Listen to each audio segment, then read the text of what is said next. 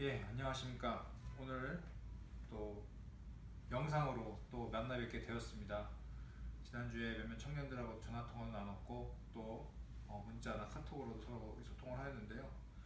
이 사태가 빨리 진정되기를 바랍니다. 그리고 속히 얼굴을 보고 같이 예배드렸으면 좋겠습니다.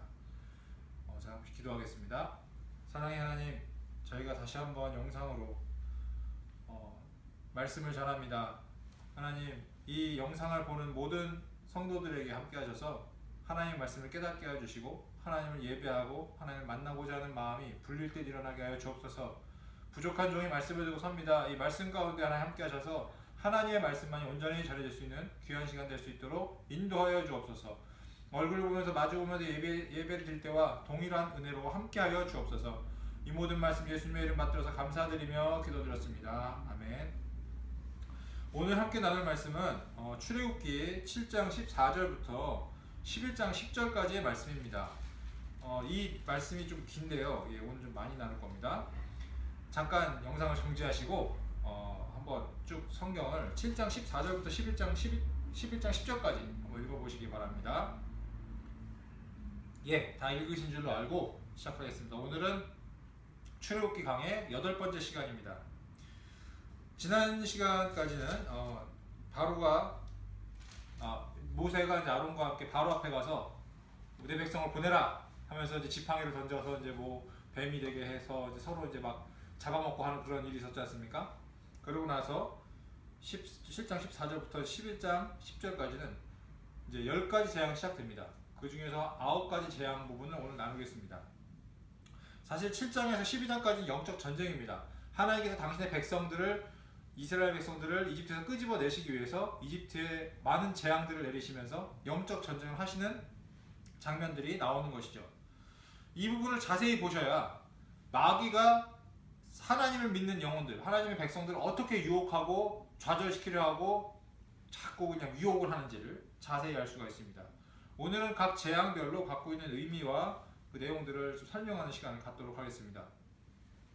먼저 7장 14절부터 25절까지의 내용입니다. 자, 14절 여호와께서 모세에게 이르시되 바로의 마음을 완강하게 해서 백성들에게 거절했습니다. 그래서 다시 한번 모세는 얘기합니다. 내 백성을 보내라 했으나 듣지 않았습니다. 그래서 결국에는 20절에 모세와 아론이 여호와께서 명령하신 대로 행하여 바로와 그의 신하의 목전에 지팡이를 들어 나일강을 쳤습니다. 그랬더니 물이 피로 변했습니다. 피로 변하니까 나일강에 있는 물고기들과 바다 생물들이 다 죽어서 떠오르고 사람들은 그 물을 찾기 위해서 물부엌에 땅을 파가지고 물을 구했다고 되어 있습니다. 그리고 중요한 건 22절에 애굽의 요술사들도 똑같이 했답니다. 애굽의 요술사들이 똑같이 그 물을 피로 만드는 일을 했어요. 그걸 보니까 바로가 그걸 보고 이건 별거 아니네. 내 요술사들도 얼마든지 할 수 있는 그냥 요술이구나 하고 그냥 생각도 안 하고 관심도 갖지 않았습니다. 오히려 22절에 마음이 완강해지고 관심을 가지지도 않았답니다. 23절에 이게 바로의 첫 번째 발입니다. 오늘 말씀을 나눌 때 첫 번째 재앙부터 9가지 재앙 중에서 바로의 반응을 좀 집중해서 보시기 바랍니다. 바로의 반응이 어땠는가? 각 재앙이 있었을 때. 자, 다시 설명드립니다. 이 피처럼 나일강이 피로 변했다는 것은 뭐 어떤 주석가들에 의하면 이게 무슨 홍수가 범람해가지고 적조 현상이 일어난 것이다. 뭐 이렇게 과학적으로 설명하려는 게 있는데 여러분 그런 설명은 믿으시면 안 됩니다. 이것은 명백한 재앙이에요. 초자연적인 재앙입니다. 하나님께서 초자연적인 재앙을 내리신 거예요. 피로 보이는 빨간 용액이 아니라 나일강 자체가 우리 혈액, 블러드, 피로 바뀐 겁니다. 실제로. 그리고 요술사들도 그렇게 한 거죠. 이집트 백성들이 땅을 팠다는 건 뭐냐면 그 피로 변한 물을 갖다 흙을 통해서 걸러가서 어떻게든지 깨끗한 물을 좀 만들어 보려고 했던 노력이었던 걸로 보입니다. 자, 바로의 마음이 완강하다고 되어 있어요. 7장 10절 완강하다. 이 완강하다는 말에 대해서, 완악하다는 말에 대해서 제가 저번 주가 지난번에 설명을 드렸지만 하나님께서 바로의 마음을 완악하게 하셨다. 보통 세 종류의 히브리어 동사를 사용한다고 했죠. 그 중에 하나가 카베드였습니다. 카베드. 이 카베드라는 뜻이 뭐냐면은 납덩어리처럼 무거워진다는 뜻입니다. 마음이 무거워졌다. 왜 이런 표현을 썼을까요? 이 표현을 이해하시려면 이집트 신화를 좀 아셔야 되는데, 이집트 고대 어떤 무덤에서 어떤 책을 파피루스 책자를 봤는데 그게 죽은 사람들의 편지라는 그런 그 상형 문자로 낸 책입니다. 그게 뭐냐면 죽은 사람을 심판하는 이집트의 신이 그 죽은 사람의 심장의 무게를 저울에다 내놓고 재본냅니다. 그래서 무거우면 죽는다는 거죠. 만약에 무겁지만 가볍다 그러면 사는 거죠. 그러니까 행복한 내세를 산다는 겁니다. 그런 그 신화가 있어요.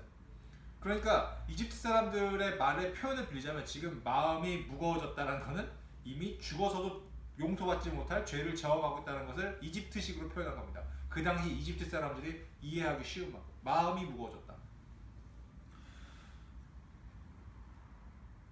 이집트 사람들에게 있어 나일강은 생명의 젖줄이었습니다.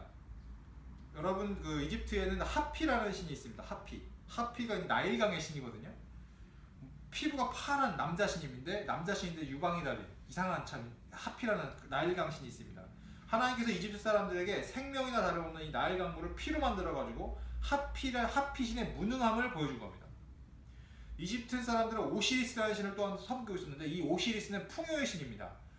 이 풍요의 신인 이 오시리스가 나일강은 1년에 한 2번 정도 범람을 해서 농사짓기 좋은 그렇게 환경이 갖춰지는데 그걸 하는 게 오시리스 신이라고 믿었어요.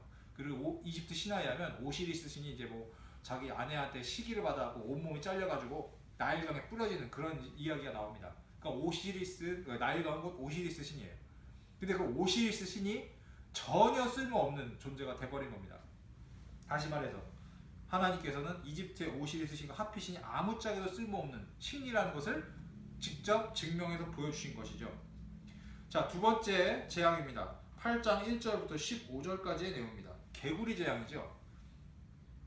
제가 이 본문을 다 일일이 다 읽진 않겠습니다. 시간이 없으니까요.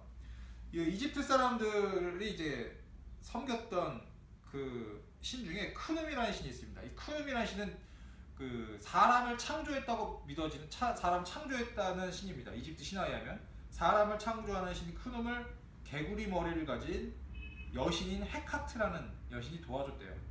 헤카트를 숭배를 하고 있었습니다.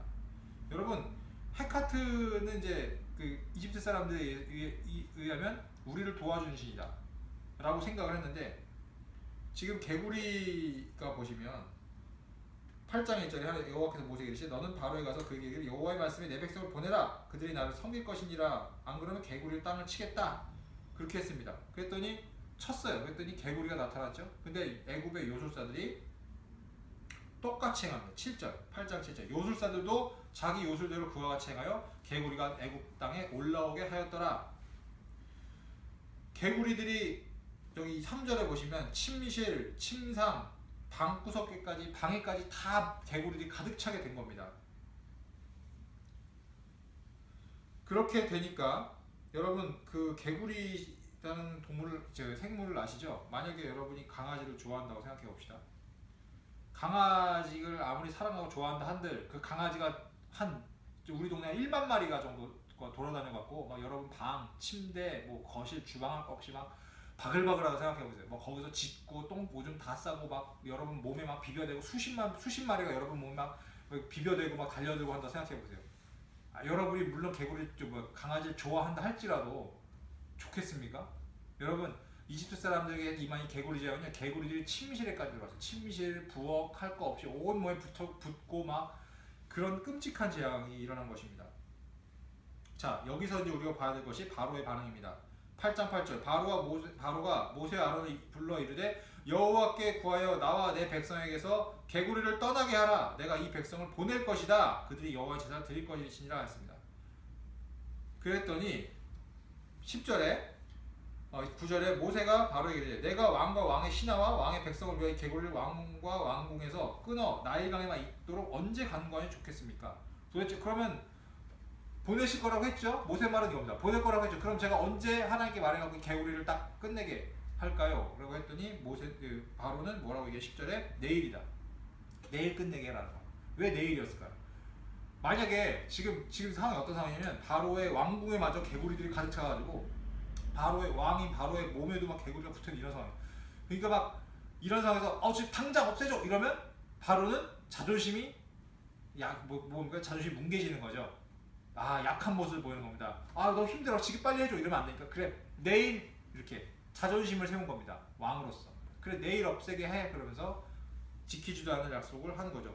여호와께 가서 제사 드려라 이겁니다. 시종일관 모세와 아론이 바로에게 요구했던 건 뭐냐? 이스라엘 백성을 내보내라. 왜? 내가 나가서 뭐 한다? 하나님께 제사해야 된다는 거야. 하나님께 예배 드려야 된다는 거예요. 그랬더니 바로는 자꾸 그것을 보낼 거라 해놓고 안 보내는 겁니다.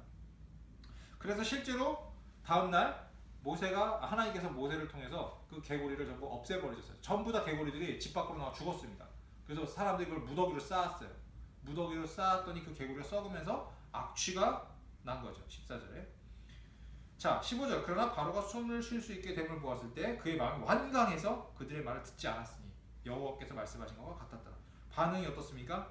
처음엔 보낸다고 했다가 개구리 장이 끝나니까 완강해졌습니다. 이게 바로의 반응입니다.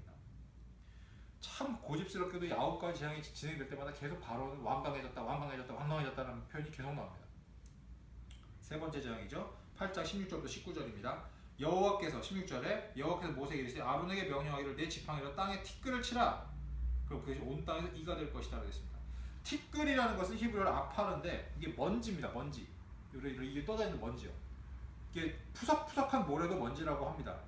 근데 그걸 갖다 아론의 지팡이를 딱 치니까 그것이 그 모든 이집트 땅에 있는 모든 먼지가 전부 뭐로 바뀌었느냐? 이로 바뀐 겁니다. 이. 근데 여러분 여기 번역이요. 여기 이라고 써 있는 한글상 이라고 써 있지만 사실 이게 히브리어로 캔입니다.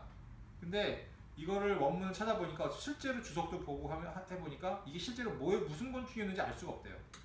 그러니까 이라고 돼 있지만 실제로는 이게 원문과 가장 비슷한 생물은 모기 내지는 각닭이라는 벌레라고 합니다. 이 벌레가 사람과 가축한테 생겼다라고 되어 있습니다.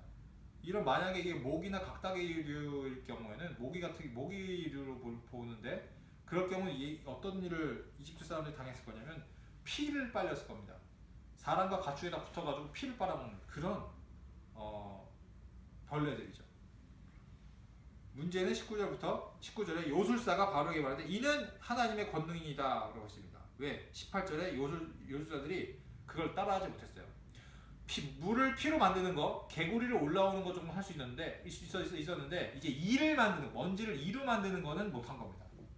그때 아는 거예요. 요술사들이 이제 우리의 능력 밖에 있다. 이거 진짜 이스라엘의 하나님, 이스라엘 야훼 신이 한 일이구나. 그래서 여호와의 하나님의 권능입니다라고 고백합니다. 이 권능이란 말이 원문은 손가락이다. 손가락. 여호와의 손가락입니다.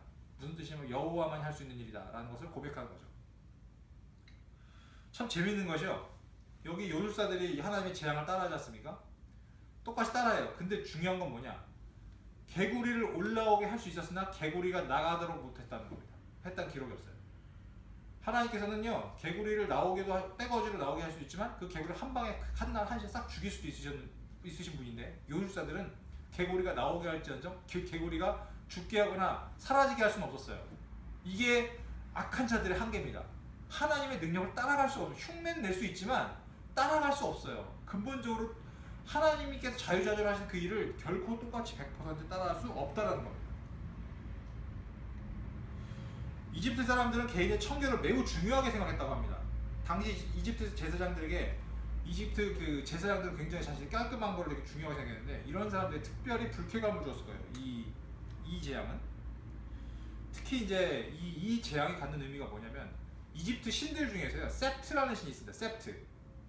이지스 신과 호루스 신과 세프트 신 이 세 개가 이집트의 삼위일체 신입니다. 굉장히 중요한 신인데 이 세프트가 무슨 신이냐면 사막의 모래신이에요. 그러니까 먼지의 신입니다. 먼지의 신. 어떻게 보면 이 세프트 신은 자기를 돕는다고 이집트인들을 돕는다고 생각했는데 도움이 되기는커녕 이 먼지가 이로 바뀌어가지고 자기 피를 빨고 있으니 아니 세프트 신이 살아있으면 도대체 이런 일이 일어날 수 있을까요? 없을까요? 없죠. 하나님께서 너희들이 믿는 그 세프트 신, 먼지 신도 다 거짓이다. 가짜다라는 것을 하나님께서 말씀으로 전해주신 실제로 보여주신 겁니다. 물리적으로. 이때 또 바로의 반응이 19절 완악하게 된 거죠. 참 재밌는 건요. 이 티끌이 이로 변한 이 재앙은 끝났다는 얘기가 없습니다. 끝났다는 얘기가 없어요. 개구리 재앙은 끝났잖아요. 다음 날로 끝났는데 이 재앙은 끝났다는 얘기가 없어요. 그러니까 재앙이 끝날 때까지 이집트 사람들에겐 계속 이가 붙어 있었을 가능성도 높죠. 이가 어디든지 다 이렇게 있었을 가능성이 없습니다. 4절 봅니다. 8장 20절부터 32절 봅니다. 이제 파리 재앙입니다. 하나님의 명령에 따라서 하나님께서 파리 재앙을 벌일 것이다 라고 하셨습니다. 22절 그날에 나는 내 백성이 거주하는 고센 땅을 구별하여 그곳엔 파리가 없게 할 것이다 라고 말씀을 하셨습니다. 파리가 없게 할 것이다. 하나님께서 이 파리 재앙을 내리시는데 이때부터 이스라엘 백성들이 사는 고센 땅이라는 지역을 구별해서 거기는 재앙이 미치지 않게 하셨다는 거예요. 이 네 번째 재앙부터. 자, 이 파리라고 써져 있지만 이게 아랍인데요. 아랍인데 이게 그 파리라고 곤충 한 마리를 말하는 게 아니고 떼를 얘기하는 겁니다. 떼, 곤충 떼. 그러니까 지금 파리와 같은 솔직히 여기서 말하는 파리라고 번역되어 있는 이 곤충이 뭔지는 아직도 밝힐 수가 없어요. 아까 나온 이와 다른 종류의 다른 곤충인데 하여튼 이 어떤 곤충인데 굉장히 많은 떼로 이 파리떼가 아주 많은 떼가 생겨나게 하신 겁니다. 그래서 이 떼가 무엇일까 생각해 보니까 아마도 쇠파리 정도로 생각을 하는 것 같습니다. 쇠파리 정도. 이 쇠파리나 등에 같은 것일 것이다 라고 많이 해석을 합니다.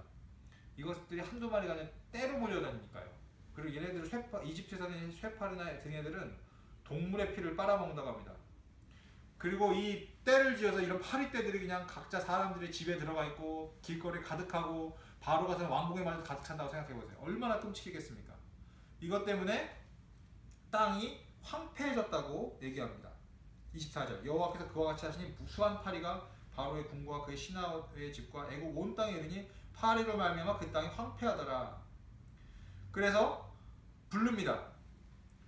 지금 바로 이집트에 사는 사람들은 당연히 이 파리 재앙으로 불쾌감을 받았겠죠.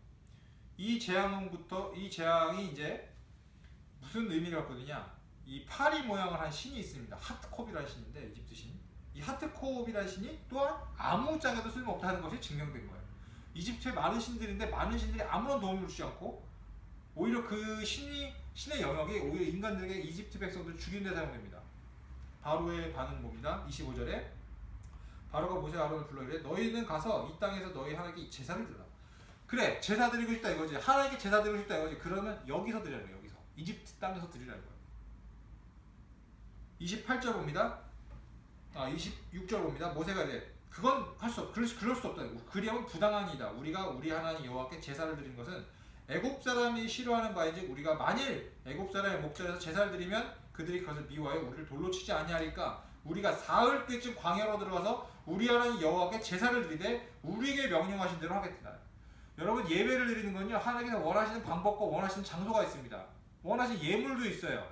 그거를 증거하고 있는 성경이 레위기입니다. 레위기가 예배를 드리는 방법, 어느 장소에서 어떤 방식으로 어떤 예물을 갖고 어디서 예배를 드려야 되는가가 자세하게 놓은 게 레위기입니다. 여러분 우리가 하나님을 예배할 때도요 절차가 있어요. 지금 우리가 신약시대에 살고 있지만 우리가 하나님을 예배하는 그런 마음 자세가 필요합니다.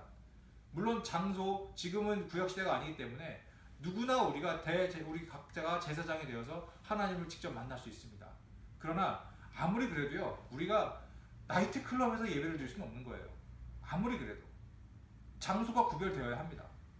그걸 얘기하고 있는 거예요. 지금 이것의 영적인 의미를 말씀드릴게요. 멀리 가서 예배 드리지 마. 그냥 여기서 드려. 28절 보세요. 모세가 사흘길쯤 광야로 들어가서 하나님께 예배 드린다고 하니까 바로가 뭐라고 합니까? 28절에 내가 그래 그럼 보냈는데 너무 멀리 가지 말래. 너무 멀리 가잖아. 여러분 이 말씀을 잘 알아보셔야 됩니다. 어떤 믿지 않는 사람이 하나님을 믿으려고 착할 때 그 사람을 자꾸 유혹하는 말이 뭐냐? 있는 듯 없는 듯 믿으면 좀 안 돼? 뭐 이렇게 유별나게 믿어? 예수를 뭐 이렇게 잘났다고 그렇게 너무 이렇게 티내고 믿는 거 아니야? 네 신앙만큼, 네 신념만큼이나 가족의 행복도 중요한 거 아니냐? 집안의 평화까지 깨면서 신앙생활을 해야 돼? 라는 말을 합니다. 주변에서든 가족이든 더불어 살아가야지. 네가 믿는 기독교는 왜 그렇게 독단적이냐? 왜 이렇게 타협을 안 하냐? 이 말이에요, 이 말. 너무 잘 믿지 마. 너무 그렇게 열성적으로 광신도자같이 믿지 말란 얘기예요. 틀린 말이죠. 잘못된 말입니다. 여러분 믿으려면 제대로 믿어야 됩니다. 그냥 적절히 세상 사람들과 섞여서 타협하면서 믿으면 안 돼요. 확실하게 자신의 색깔을 드러내야 됩니다. 나 예수 믿는 사람이다. 어쩔래? 그래 믿는다. 뭐 니네가 늘 개독이라고 욕을 하든 뭘 하든 난 예수를 믿는다. 하나님 살아계신 걸 내가 믿기 때문에 난 믿는다. 니네가 날 따라오든지 난 너네가 타협 안 한다. 이게 기독교예요. 세상과 적절하게 진보적, 요즘 기독교 중에 진보적인 기독교가 있습니다. 이 진보적인 기독교, 정치 사상으로 또 이제 좌파적으로 좀 쏠린 그런 사람들의 신학을 가만히 보면 좀 다분히 자유주의적이에요. 성경의 권위를 훼손하고요. 성경은 소설책이야. 문학책 중에 하나밖에 안 돼. 이런 식으로 많이 폄하하는 경향이 있어요. 잘못된 겁니다. 이 성경은 살아계신 하나님 말씀입니다. 타협이 있을 수는 없습니다. 세상에 정치적인 세상 사람들이 원하는 가치관에 타협을 하는 것은 교회가 아닙니다. 그렇게 타협하는 게 아니에요. 우리가 믿는 하나님은 진리이시기 때문에 그분만이 옳으십니다. 예배를 타협하는 것은 마귀가 가장 많이 예배와 우리 신앙을 타협하는 것은 마귀가 자주 쓰는 전략 중에 하나예요. 유혹하는 겁니다. 자꾸 우리의 신념을 믿음을 약간 갉아먹으면서 적당히 하자. 이 사회와 잘 어울리게 하자. 자꾸 그러면서 뭔가 이렇게 타협을 하는 그런 모습은 결코 바람직한 신앙인의 모습이 아닙니다. 9장 1절부터 7절입니다. 이 재앙은 이제 5번째 재앙이죠. 가축 재앙입니다. 여호와의 손이라는 표현 보시면 9장 1절 여호와께서 모세에게 이르시되 바로에게 들어가서 그에게 이르라 히브리 사람의 하나님 여호와께서 말씀하시되 내 백성을 보내라 그들이 나를 섬길 것이라. 그래서 2절 네가 만일 보내기를 거절하고 억지로 잡아주면 여호와의 손이 들여있는 내 가축 곧 말과 나귀와 낙타와 소와 양에게 더하리니 심한 돌림병이 있을 것이다. 돌림병을 경고하셨습니다. 4절 이집트의 가축들은 죽겠지만 이스라엘 쪽 하나님의 백성의 가축들은 죽지 않을 것이다 라고 했습니다. 그리고 실제로 어떻게 됐냐면 그렇게 됐습니다. 바로가 사람을 보내서 확인했어요. 그랬더니 이스라엘 쪽 가축들은 다 살아있습니다. 이집트 쪽 가축들은 다 죽었죠. 여호와의 손이라는 표현은 하나님의 능력을 말할 때 사용됩니다. 이 전염병이라는 동물, 가축 여기 보면은 나옵니다. 어떤 가축인지 3절에 말, 나귀, 낙타, 소, 양 이런 가축들에게 돌림병이 있습니다. 하나님께서 기한을 딱 정하셨어요. 내일 내가 치겠다. 5절 여호와께서 기한을 정하여 이르시되 여호와가 내일 이 땅에서 이 일을 행할 것이다 라고 했어요. 내일. 그래서 결국에는 이 돌림병이 생겨서 가축들이 죽었는데 이걸 과학적으로 생각해서 개구리들이 시체가 썩고 이제 무더기로 쌓였고 시체들이 썩으면 세균이 번식하고 재앙과 파리재앙이 나고 이미 많은 가축들이 곤충들에 의해서 피가 빨렸기 때문에 균이 전염돼서 이런 것이 있을 것이다 라고 생각하면 안 돼요. 그렇게 생각하는 것은 타협적인 생각입니다. 이것은 명백한 하나님의 초자연적인 재앙이에요. 그 이유는요, 이 재앙까지 같이 당했던 이스라엘 백성들 가축들은 아무런 이상이 없었다는 것이 이유 중에 하나고, 또 하나는 어느 날 갑자기 파리들이 막 가득했다가 하나님께서 딱 명령하시니까 파리가 한순간에 싹 없어져 버렸어요. 한 마리도 남지 않았다고 나오거든요. 어떻게 설명할 겁니까 이거? 이건 과학적인 게 아니에요. 하나님께서 초자연적으로 역사하셨기 때문에 이렇게 된 겁니다. 아무리 전염병에 창궐할 조건이 갖춰졌어도 그 병이 걸리지 않게 하실 수 있는 분이 오직 하나님뿐이라는 것을 본문은 강조하고 있는 것이죠. 이집트인들의 가축들이 모두 죽었다라고 표현합니다. 모두 죽었다. 근데 이 모두라는 말이 과장법이라고 합니다. 모두 죽었다. 9장 6절에 애굽의 모든 가축은 죽었다. 이게 과장법이죠. 그만큼 많이 죽었다는 얘기입니다. 가축이라고 하면 말, 나귀, 낙타, 소, 양이라고 말씀드렸죠. 이집트 사람들의 가축은 그 당시 사람들에게 가축은요 지금으로 따진 자동차입니다. 자동차도 될 수 있고 그 다음에 재산이고요. 또 식량도 될 수 있고요. 그 다음에 이제 논이나 밭을 갈 때 필요한 트랙터, 기계의 역할도 합니다. 그러니까 경제력이 무너졌다는 거예요. 굉장히 중요한 재산이 망가졌다는 겁니다. 쓸 수가 없게 됐다는 거죠. 그리고 양 같은 경우는 털을 깎아서 털을 제공했었는데 그 털도 이제 못 쓰게 되는 거고. 이집트에는 아피스라는 신이 있다고 합니다. 아피스, 황소 모양으로 된 신인데 이 아피스가 우리를 돕는다고 생각했는데 이 모든 가축들이 죽어나는데도 불구하고 아피스 신은 아무것도 할 수 없다는 거죠. 그러니까 이 아피스 신도 심판을 받은 겁니다. 바로 왕의 반응을 봅시다. 바로가 사람을 보내본 적 이스라엘 가축 하나도 죽지 아니었더라. 그러나 바로의 마음이 완강하여 백성을 보내지 않았다. 완강해졌을 때 또 계속 완강해집니다. 자, 그 다음에 6번째 재앙입니다. 악성 종기 9장 8절부터 12절입니다. 악성 종기는 게 피부병인데 여러분 이 영어로 된 표현으로는 boil breaking out in sores. 이게 뭐냐면 종기로 피부가 헐어버리는 경우 얘기해요. 그냥 피부병이 아니라 종기가 나는데 그게 피부를 그냥 헐어버리게 만드는 아주 지독한 악성 종기가 난 것입니다. 도대체 이게 정확하게 무슨 병인가를 밝혀낼 과학적인 시도를 해봤지만 다 실패했다고 합니다. 밝혀내지 못해요. 그래서 당연한 거죠. 하나님께서 내신 특수한 초자연적인 재앙이기 때문에 이걸 우리가 지금 과학적으로 밝힐 수도 없는 겁니다. 이 재앙들은 하나님께서 정말 초자연적으로 내신 지적이죠. 여러분 피부에 종기 한번 나보셨습니까? 저는 피부에 종기가 좀 나왔는데 굉장히 아프거든요. 이게 악성 종기가 돼서 좀 심각해지면 피부가 곪고요. 잘못하면 목숨까지 이룰 수 있어요. 그 균이 피부 안에 그 내장이나 이렇게 피부 살 속 깊이 파고 들어가면 그 균이 혈액을 타고 돌아가지고 사람이 잘못하면 죽습니다. 치료를 제때 못하면. 자, 8절을 보시면 이 종기가 나게 하는 하나님 특별한 방법을 또 명령하시는 게 특이합니다. 8절에 9장 8절에 여호와께서 모세와 아론에게 이르시되 너희는 화덕의 제 두 움큼을 가지고 모세가 바로의 목전에서 하늘을 향해 날려라 이렇게 되어 있습니다. 그러니까 젤을 갖다 이렇게 날리라는 거예요. 근데 이거는 무슨 행위냐면 당시 이집트의 요술사들이 하던 짓입니다. 이집트의 마술사들이 주술적으로 젤을 갖다가 이렇게 하늘에 탁 뿌리면 그 전염병이 싹 멈춘대요. 그 주술적인 행위죠. 예를 들어서 굿판을 벌인다고 생각하시면 되겠죠. 하나님께서 그걸 똑같이 하라고 하시는 거예요. 왜냐? 너희들 마술사들 이게 재 뿌리면 전염병이 낫는 줄 알지? 자, 똑같이 해봐. 모세야 똑같이 해봐. 똑같이 했더니 새로운 전염병이 또 생긴 겁니다. 그것도 악성 종기가 생겨버린 거예요. 니네들이 하는 그 마술, 주술 아무 짝에도 쓸모가 없다. 거짓된 것이다. 그래? 너네 그걸로 전염병 없어질 것 같아? 똑같이 해줄게. 전염병이 새롭게 또 생겼네? 어떻게 할 건데? 라는 하나님의 도전과 심판입니다. 이집트 사람들은요 마법과 의술의 신 헤카가 자기를 돕는다고 생각했습니다. 근데 이집트 사람들은 피부에 악성 종기가 나서 다 괴로워 죽으려고 해요. 이집트의 의술의 신 헤카는 아무 소용이 없는 거예요. 자기 백성들이 저렇게 고통당하는데 자기들이 믿는 의술의 신 헤카는 뭐하고 있습니까? 하나님께서도 그 신도 사람의 악성 종기를 고통당하는 아무런 도움이 되지 않는다는 것을 보여주신 겁니다. 12절 그러나 여호와께서 바로의 마음을 완악하게 하셨다. 바로의 반응 또 완악하죠. 끝까지 완악합니다. 자, 7번째 재앙입니다. 9장 13절부터 35절까지입니다. 이번에는 우박 재앙입니다. 우박. 여기서 하나님께서 하시는 말씀이 좀 의미심장합니다. 13절 여호와께서 모세에게 이르시되 아침에 일찍 일어나 바로 앞에 서서 그에게 이르기를 히브리 사람의 하나님 여호와의 말씀에 내 백성을 보내라. 그들이 나를 섬길 것이니라.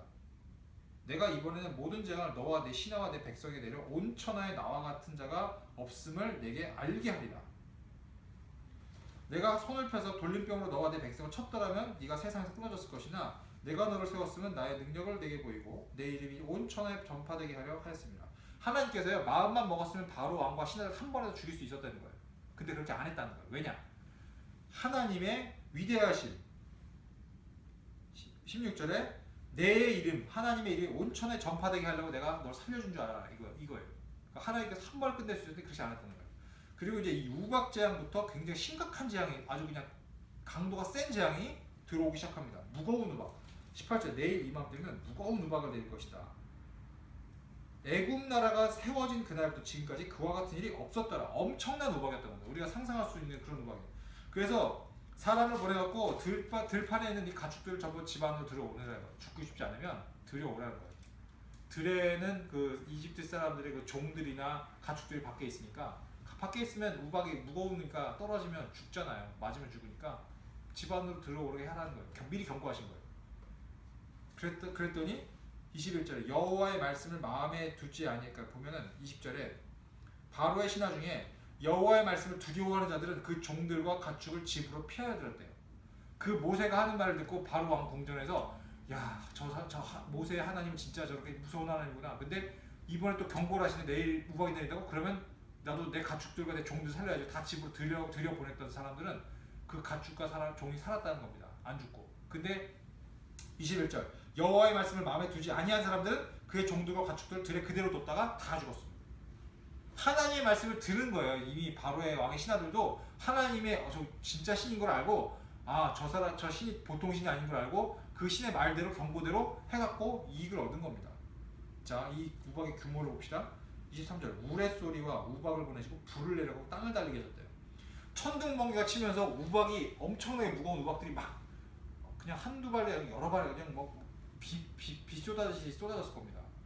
그러니까 여러분 쉽게 생각해서 벽돌이 하늘에서 떨어진다고 생각해요. 벽돌. 그 벽돌만큼의 그 얼음덩어리가 벽돌 같은 얼음덩어리들이 한두 개가 아니고 비 오듯이 쏟아진다고 생각해보세요. 여러분 땅 위에는 뭐 건물이며 나무며 풀들이 어떻게 되겠습니까? 사람 맞으면 죽습니다. 그냥 죽어요. 여러분 하늘에서 떨어지는 돌 맞으면 죽습니다. 그냥. 자, 그리고 불이 내렸대요. 불이 땅 위에 다 번졌답니다. 우박은 여러분 분명히 이건 액체거든요. 근데 그 액체 떨어지면서도 불구하고 바닥에 불이 일었다는 거는 이게 참 신비한 초자연적인 재앙입니다. 천둥번개, 우박과 불이 같이 공존하는 이런 신기한 재앙들이 24절 우박이 내리니까 불덩이가 우박에 섞여 내렸대요. 그러니까 온 천지가 우박에다 다 깨부서지면서 불타버리는 겁니다. 자, 바로의 반응 봅시다. 27절 바로가 사람을 보내 모세가 아론을 불러 그들에게 이르되 이번은 내가 범죄하노라 여호와는 의로우시고 나와 나의 백성은 악하다라고 고백합니다. 그래서 보내겠다는 거예요. 28절 여호와께 구하여 이 우레소리와 우박을 그만 그치게 하라. 내가 너희를 보낼 것이다. 너희가 다시는 머물지 않을 거야. 보내라는 거예요.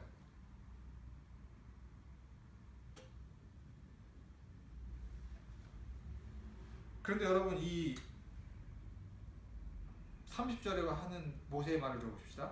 그러나 왕과 왕의 신하들이 여호와 하나님을 아직도 두려워하지 아니하는 줄 내가 아나이다. 아직까지도 바로 왕과 바로 왕의 신하들은 하나님을 두려워하지 않는다는 걸 모세가 얘기하고 있는 겁니다. 아니나 다를까 34절 바로가 비와 우박과 우레소리가 그친 것을 보고 다시 범죄해서 마음을 완악하겠다. 이게 바로의 반응입니다. 이 우박 재앙으로 인해서 이집트의 경제는 초토화됐습니다. 농작물이 다 피해를 많이 받았어요. 31절에 그때 보리는 이삭이 나왔고 삼은 꽃이 피었으므로 삼과 보리가 상하였으나 32절 밀과 쌀보리는 나 자라지 아니하고 상하지 아니하였더라. 그래서 상당한 경제적인 타격을 받았죠. 이집트인들은요 대지의 신이라고 하는 신이 작물들을 되게 잘 자라게 한다고 믿었습니다. 근데 하나님께서 우박과 천둥으로 대지를 완전 초토화시켰습니다. 땅에 나는 풀이고 나무 간에 우박으로 다 때려부시고 불로 싹 다 태워버리신 거예요. 그러니까 그 지역이 다 망가진 거예요. 여러분 나일강 삼각주고 비옥한 지대가 싹 다 망가져버린 겁니다. 다시 말해서 경제가 붕괴된 겁니다. 이집트 경제가 망가졌어요. 먹을 것이 부족해진 겁니다. 이집트 사람들이 섬기던 대지의 신이 하나님 앞에 아무것도 아닌 것이 증명된 것이죠. 8번째 재앙입니다. 10장 1절부터 20절 이제 메뚜기 재앙입니다. 그래서 하나님께서 다시 언제까지 겸비하지 않겠느냐 내가 더 큰 재앙을 칠 것이다 쭉 하면서 이제 메뚜기를 들여보내겠다라고 이제 경고를 하십니다. 모세를 통해서. 그랬더니 바로의 신하들이 7절 보시면 바로의 신하들이 그에게 말하되 어느 때까지 이 사람이 우리의 함정이 되겠습니까? 그 사람들을 보내어 그들의 하나님 여호와를 섬기게 하소서. 왕은 아직도 애굽이 망한 줄을 알지 못하십니까? 바로의 신하들이 이제는 더 이상 지친 거예요. 이제 그만 저 사람들 보냅시다. 우리나라 망했습니다 지금. 그러니까 바로가 그래갖고 이제 다시 모세 아론을 불러가지고 8절부터 뭐라고 하냐. 그러면 좋다. 너네 누구 갈 거냐. 예배하러 간다며. 그 너네 하나님 신을 섬기러 예배하러 저 사흘길 광야 갔는데 누구 갈 거냐 이거야. 그러면서 뭐라고 얘기하냐면 8절에서 11절에 저기 장정만 가라. 11절 장정 어른들만 가라 이거예요. 이 말이 무슨 뜻이냐. 장정만 가라. 어른들만 가라. 애들은 그냥 놔두고 가라 이거예요. 다시 말해서 갔다 오란 얘기입니다. 가서 떠나는 얘기가 갔다 오란 얘기. 아직도 정신을 못 차린 거죠. 그러면서 11절 마지막에 그들을 쫓아냈습니다. 모세 아론을 쫓아내면서 너 그냥 어른들만 가든지 아니 마라 하면서 쫓아낸 겁니다. 이 말뜻이 무슨 뜻이냐. 네 신앙은 너만 잘 믿으라는 거예요.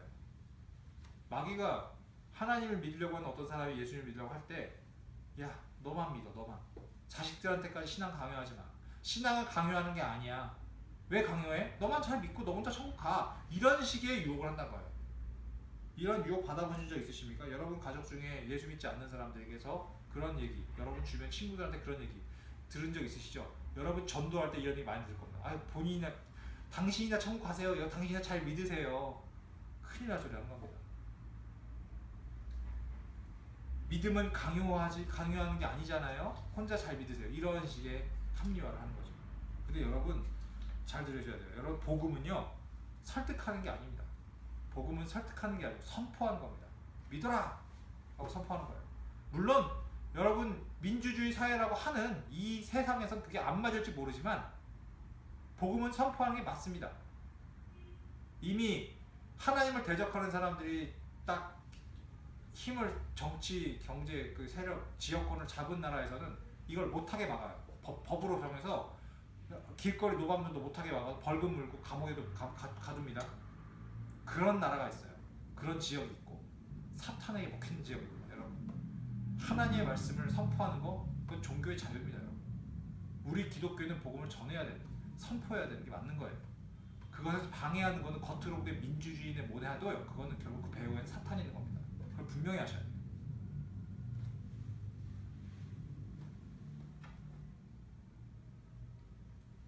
사탄이요 참 교묘한 게 가족 중에서 나만 믿고 나머지 다른가 안 믿으면 결국 내가 신앙을 포기한다는 것을 알고 그렇게 하는 거예요.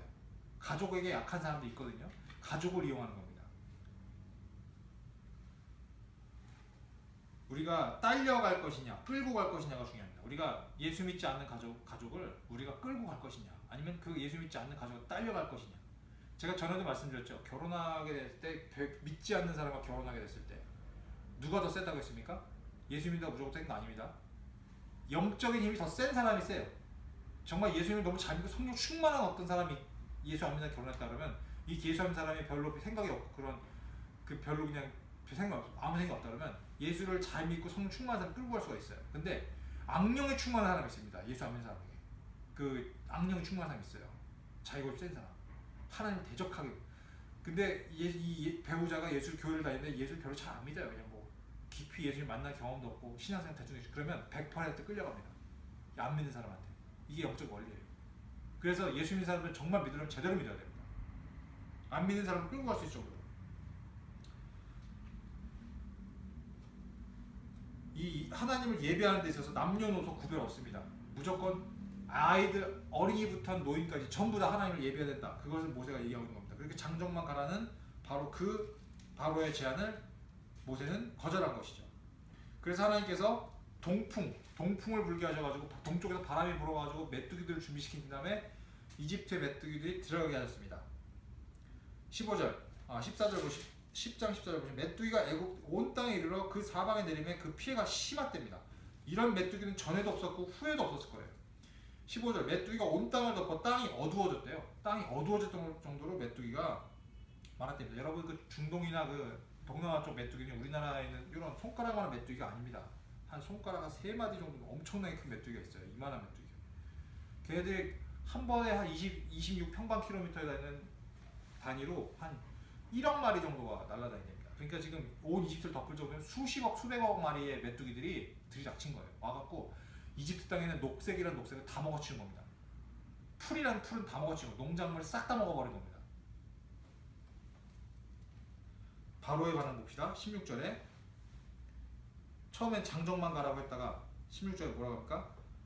바로가 모세와 아론을 급히 불렀더니 급히 불러가지고 이제 망하게 됐으니까 내가 너희 하나님 여호와 너에게 죄를 지었나니 바라건대 이번만 나의 죄를 용서하고 너희의 하나님 여호와께 구해서 이 죽음이 이게 굉장히 죽음과 같은 엄청난 타격을 했다는 겁니다. 우박과 이 메뚜기 죄 나한테서 떠나게 하라.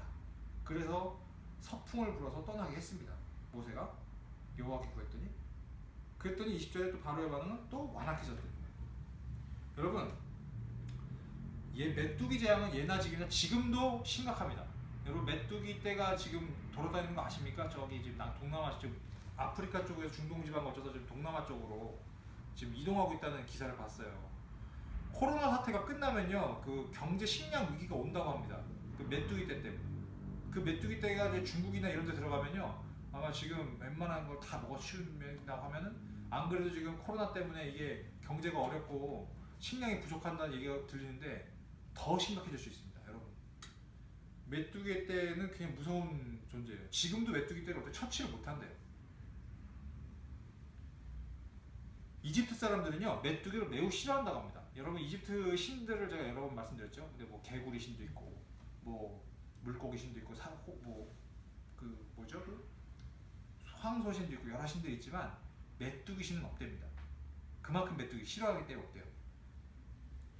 그 싫은 메뚜기들을 갖다가 하나님께서 온 천하에 그냥 나라 덮어버리셨어요.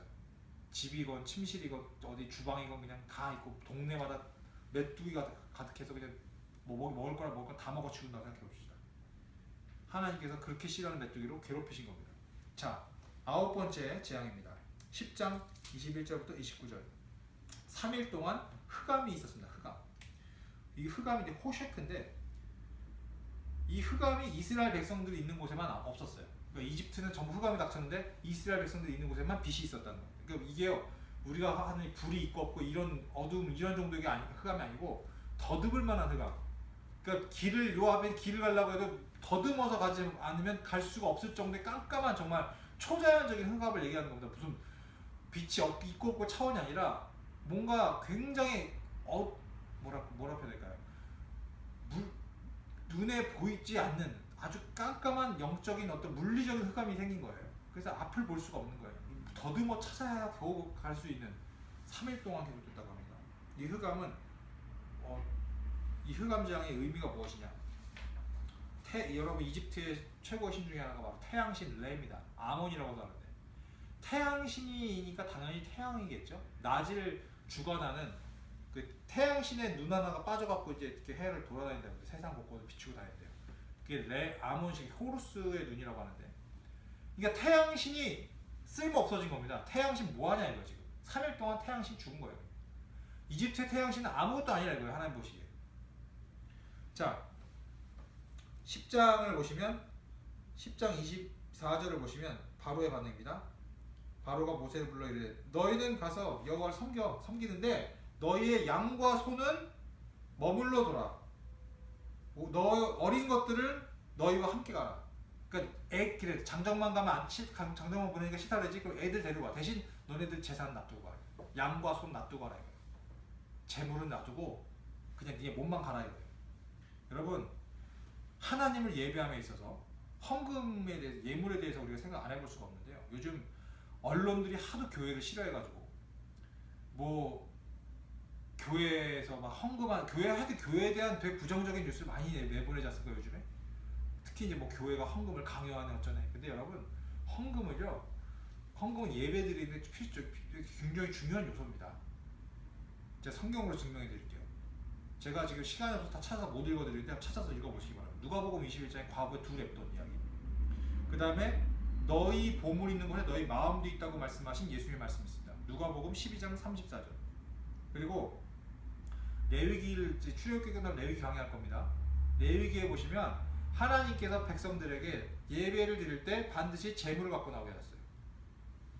헌금을 갖고 나쁘게 말하면 헌금 강요입니다. 그것도. 근데 여러분 보세요. 그거는 그렇게 보시는 게 아니라 다윗 같은 경우도 자신이 이제 나중에 자기가 다스린 나라에서 역병이 걸려가지고 몇만 명이 죽었어요. 자기 백성들이. 그때 하나님 앞에 회개로 나올 때 기도할 때 아라우나의 타작마당에서 예배를 제사를 드리는데 그 밭을 돈 주고 일부러 삽니다. 그냥 드려도 되는데 돈 주고 사요. 그러면서 내가 값을 지불하지 않고 내가 하나님께 예배드리지 않겠다라고 했어요. 여러분 이 예배드린 자세입니다. 모습이에요. 예수님께서 무슨 말씀도 하셨느냐? 너희 보물 있는 곳에 네 마음이 있다는 거예요. 돈 있는 곳에 우리 마음이 있는 거예요. 호주머니가 회개해야 진정한 회개다라고 말한 부흥사, 옛날 그 100년 전에 부흥사도 그런 말씀하셨어요. 여러분 돈에 대해서 잘 생각하셔야 됩니다. 교회에서 우리가 11조를 드리는 의미가 뭐냐? 이거 11조는 뭐 드려야 되냐 말아야 되냐 뭐 이렇게 논쟁이 많이 있습니다. 요즘 11조는 뭐 구약시대에 하는 거지 지금까지 드려야 되냐? 여러분 결론부터 말씀드려요. 11조 내는 게 맞아요. 왜냐? 11조를 드리는 의미가 중요한 거지 11조의 형식이 중요한 건 아닙니다. 11조를 드리는 의미가 뭐냐면 내가 가진 모든 재물은 다 누구 거다? 하나님 거다라는 거예요. 단지 내가 맡아서 쓴 청지 역할을 하는 겁니다라는 고백으로 드리는 거예요. 내가 이 성산교회에서 헌금을 내는 이유가 뭔지 아십니까? 의미가 뭔지 아세요? 내가 하나님 주 예수 그리스도의 보혈의 피값을 사신 이 성산교회에 내가 이 멤버로 참여했고 이 교회 유지 보수와 필요한 경비를 쓰는데 내가 내 마음을 드립니다라는 의미로 헌금을 드리는 겁니다. 헌금을 강요하네 어쩌네 이런 말 듣지 마세요. 여러분 그거는 교회를 공격하기 위한 사람들이 만들어낸 프레임입니다. 그런 거짓 프레임에 속지 마세요. 성경을 보세요. 어디 예물 없이 하나님께 나가는 경우가 있었나? 한 번도 없습니다. 레위기가 그걸 왜 증거하고 있어요? 오히려 레위기는 사람의 경제적인 수준에 따라서 그 예물의 정도를 낮추셨어요. 종류 가난한 사람 가난한 대로 비둘기 드리고 부자는 부자대로 소를 황소를 바치면 되는 거예요. 하나님께서 그렇게 나이스하신 분입니다. 돈 다 내 이렇게 아니라 너의 형편에 내게 너의 자원하는 마음으로 네 형편에 맞게 예물을 갖고 와. 이런 신이 어디 있습니까 세상에. 고린도후서 8장 12절 마음에 있으면 있는 대로 받으신댔어요. 마음이 중요하다는 겁니다. 그리고 억지로가 아닌 자원하여 바치는 예물을 기뻐하십니다. 신명기 16장 10절 고린도후서 9장 7절 모세가 여호와께 예배를 드릴 수단은 그들이 소유하고 있는 재산이어야 되고 그렇게 자원해서 바치는 예물이 있어야 된다. 그렇기 때문에 양과 소도 다 가져가겠다는 겁니다. 바로의 반응 10장 27절 완악해졌습니다. 자, 그 다음에 11장 1절부터 10절입니다. 이제 흑암 재앙을 이제 선포하시는 장면입니다. 하나님께서 반드시 마지막 재앙 하나 남았다는 거예요. 뭐냐? 장자들이 죽는 재앙을 남겨놓고 예고를 하시는 겁니다. 나갈 때 반드시 이스라엘 백성들은 이집트 사람들의 은금 폐물을 다 가지고 나가게 될 것이다. 그리고 그렇게 됐거든요.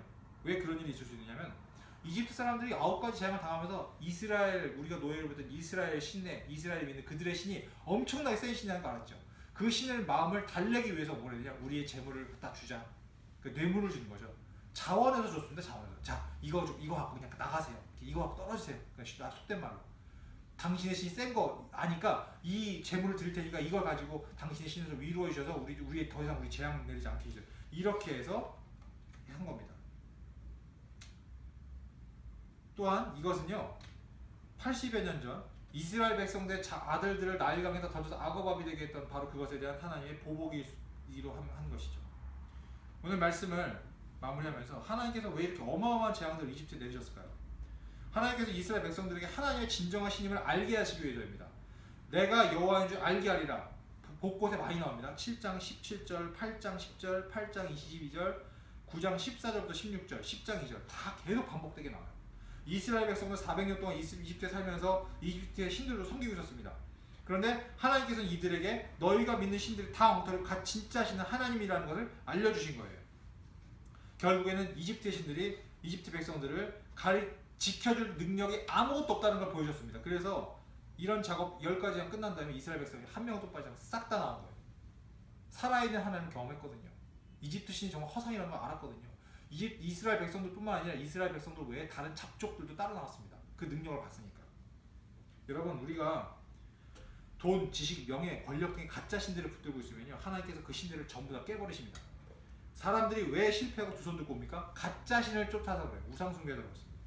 하나님께 집중하기 위해서는 가짜 신들을 버리는 작업이 필요합니다. 그래야 하나님께 집중할 수 있어요. 또한 하나님께서 우리에게도 현재를 사는 우리에게도 하나님 외에는 다른 신이 없다는 것을 보여주기를 원하십니다. 하나님께서 아브라함을 부르실 때 창세기 12장 1절 3절 내가 너와 너의 자손에 복 주어서 복이 되게 할 것이다. 자손을 번성하게 하겠다. 씨와 통치권을 약속하시죠. 또 동일한 약속을 우리에게 하시는 거예요.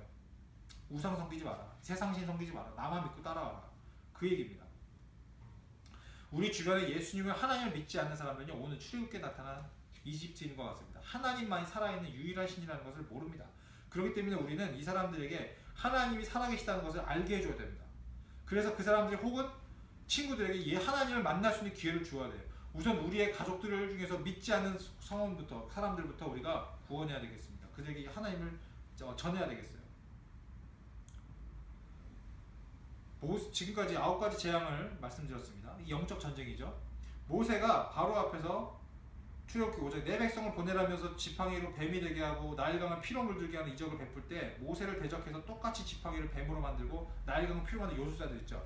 디모데후서 3장 8절에 그 사람들 이름이 나옵니다. 얀네와 얀브레입니다. 특히 얀브레라는 사람의 이름 뜻이 뭐냐면 배교자, 대적자라는 뜻이에요. 하나님의 역사를 방해하는 사탄의 사수인들이 꼭 있습니다. 이런 사람들이 꼭 우리 삶 가운데 분명히 있어요. 분별하고 멀리해야 합니다. 그리고 우리가 이 본문을 나눴죠. 매 재앙 때마다 모세를 불러가고 다양한 모습으로 재앙을 물러가게 하라고 요청한 다음에 여지없이 바로는 마음을 완악하게 했습니다. 재앙을 9번씩이나 당하면서 계속 마음이 완악해져요. 이게 참 신기하죠. 이해가 안 되시죠? 이해 쉽게 설명드릴게요. 저 윗동네 다스리는 김씨 생각하시면 돼요. 자기 백성들 다 굶어 죽고 그럼에도 불구하고 끝없이 무기를 개발하고 있잖아요. 사람 죽이는 무기. 우리나라 침략하려고 핵무기 만들고 있잖아요. 완악하잖아요. 여태까지 수십 년간의 그 관계, 우리 역사를, 남북관계 역사 보세요. 합의하고 조약한 거 지킨 거 하나도 없습니다. 맨날 거짓말이에요. 맨날. 그럼 역사를 보세요. 맨날 거짓말. 지금도 다 뒤집어 엎었잖아요. 거짓말하고 자기 백성 죽든지 말든지 자기 권력만. 완악한 겁니다. 완강한 거예요. 왜 그렇습니까? 그 안에 세상신, 우상숭배, 자기 권력이라는 우상이 가득 찼기 때문에 그런 겁니다. 오늘 말씀을 통해서 기억하셔야 될 것은 하나님만 유일한 참신이라시는 것과 참신이시며 그 여호와 하나님께서는 우리 안에 있는 우상, 완악함을 깨버리기 원하신다는 겁니다. 우리 스스로 하나님을 가까이 하지 않으면 마음이 점점 둔해지다가 결국은 완악해집니다. 또한 하나님을 온전히 따르고 예수 그리스도를 믿는 우리의 신앙생활 가운데 우리를 대적하고 유혹하는 바로의 마술사가 얀네와 얀브레 같은 자들을 경계하시기 바랍니다. 그러기 위해서 항상 예수 그리스도의 이름으로 하나님께 기도하시고 하나님의 말씀을 자주 읽으시고 수시로 성령님의 도움을 구하면서 사십시오. 예수 그리스도를 부활시키신 하나님의 능력, 오늘 부활절이잖아요. 예수 그리스도를 부활시키신 하나님의 능력은 위대하고 영광스러운 능력입니다. 또한 하나님의 그 능력은 이 세상 신들을 아무것도 아닌 것을 만들고 마음껏 농락하시며 조롱하시고 쳐부수시고 초자연적인 재앙들을 베푸심으로써 이 세상의 창조자가 한 분 하나님밖에 없다는 것을 증명하신 놀라운 능력입니다. 마귀는 이 세상에서 어느 정도는 이적을 행할 수가 있어요. 바로의 마술사도 요술을 했지 않습니까? 근데 그 한다고 해서 거짓 이적이 나온다고 해서 겁먹을 필요 하나도 없습니다. 하나님의 능력에 비하면 아무것도 아니에요. 결국 이 마귀의 세상은요, 말세 오늘 출애굽기에 나왔던 재앙, 뭐 물이 피로 변한다든지 종기가 난다든지 그 다음에 흑암이 덮치는 이런 그 재앙들이 요한계시록에 그대로 다시 재현됩니다. 똑같이 말세에 이런 재앙들이 다시 나타날 거예요. 요한계시록 8장 8절, 16장 2절, 16장 10절에 이 재앙들이 나옵니다. 하나님께서 큰 심판을 이 세상에 베푸시고 이 세상을 끝내버리실 겁니다. 마귀의 세상을. 그러나 하나님께서 이 땅을 새롭게 하실 거예요. 심판하신 후에 불로 다 태우신 다음에 새롭게 하신다고 베드로후서에 나와요. 새 하늘과 새 땅에 온다고 나옵니다. 거기서는 부활하신 예수 그리스도께서 다스리시고 오직 그분만이 영광 받으시고 찬양 받으시는 새로운 세상이 열립니다. 그 세상에 우리가 그 통치 안으로 초대받으신 저와 여러분이 되시기를 예수님의 이름으로 축원합니다. 기도하겠습니다. 사랑의 하나님, 오늘 이집트를 10가지 재앙으로 치시는 하나님의 위대하신 능력에 대해서 나눴습니다. 바로의 모습을 보면서 우리의 모습을 봅니다. 이스라엘 백성의 모습을 보면서 우리의 모습을 봅니다. 우리의 마음이 완악하지 않은지, 우리의 마음이 이미 너무 하나님과 멀어져서 둔해지진 않은지 저희가 스스로를 돌아봅니다. 하나님, 우리의 마음이 완악해지지 않게 하여 주옵소서. 위대하신 하나님의 능력을 믿고 나가게 하여 주옵소서. 예수 그리스도를 부활시키신 하나님의 그 능력이 우리의 삶을 또한 살리실 줄로 믿습니다. 우리와 함께하여 주옵소서. 내가 하나님께 더욱더 가까이 가기 원합니다. 우리 성산교회 청년부들이 하나님 앞에 더 가까이 가고 하나님의 말씀에 노출되고 하나님께 더욱더 열심히 기도하고 하나님과 동행하는 인생을 살기를 원합니다. 그래서 완악해지지 않고 이 세상신, 이 바로의 신, 이집트와 같은 이 이집트의 신들이 덮고 있는 이 악한 세상을 정말 믿음으로써 말씀으로써 승리하면서 살아가길 원하오니 우리와 함께하여 주옵소서. 이 모든 말씀 예수님의 이름 받들어서 감사드리며 기도드렸습니다. 아멘. 축도하겠습니다. 이제는 사망 권세를 이기시고 영광스럽게 부활하신 주 예수 그리스도의 은혜와 온 세상의 주인이시오 유일하신 참 신이신 하나님의 사랑과 오늘도 우리에게 하나님의 말씀을 생각나게 하시며 기도하게 하시는 성령 하나님의 교통하심이 오늘 말씀에 따라 이 세상의 모든 유혹과 우리 안의 완악함들을 물리치고 오직 하나님만을 섬기고 사랑하고 하나님의 말씀에 순종하는 삶을 살기로 결단하는 이 영상 설교를 시청하고 있는 모든 성도들에게 지금부터 영원토록 함께 계시기를 축원하옵나이다. 아멘. 예, 오늘도 하나님의 말씀을 읽으시고 또 기도하시면서 경건한 생활을 하시기 바랍니다. 기도와 말씀은 주일날만 한 것이 아닙니다. 평일날에도 항상 여러분의 삶 가운데 특히 이럴 때일수록 기도와 말씀에 더욱더 열심히 매진하시는 저와 여러분이 되시기를 주님의 이름으로 축원합니다. 감사합니다.